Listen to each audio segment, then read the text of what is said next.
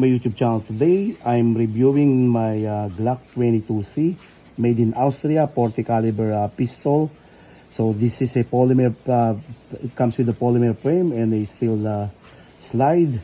It has a serrated grip and also serrated at the back, and the sight is a fixed sight. As you see, it has a fixed sight.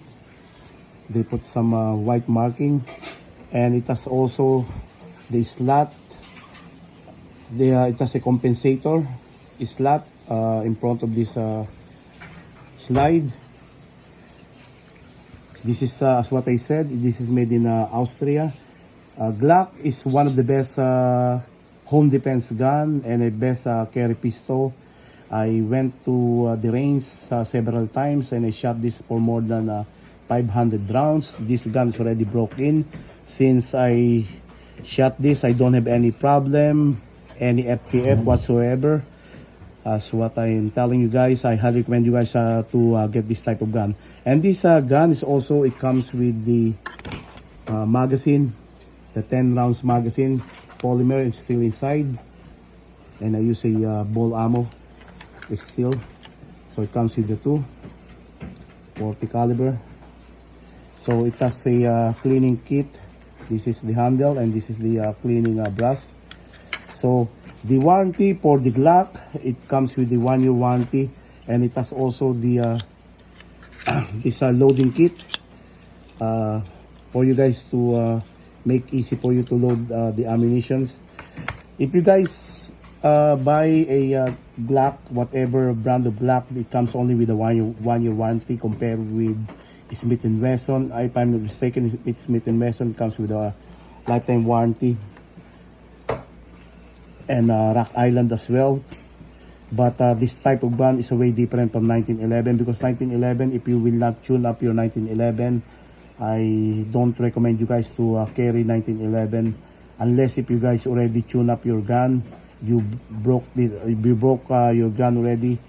The process of breaking your gun, you need to shoot almost 500 rounds. I shot almost 500 rounds to this, so I know that this pistol is a reliable. I don't have any problem.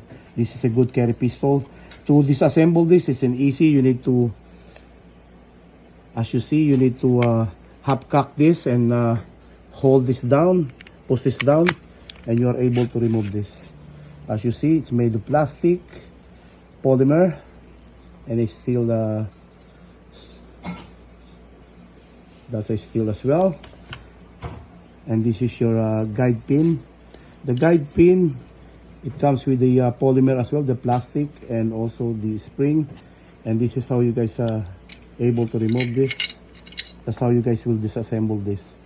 I recommend you guys to use a gun butter to this slide. That's the oil that I use, or either you use a Remington oil.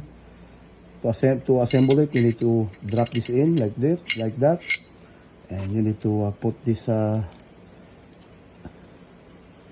spring, push it. Okay.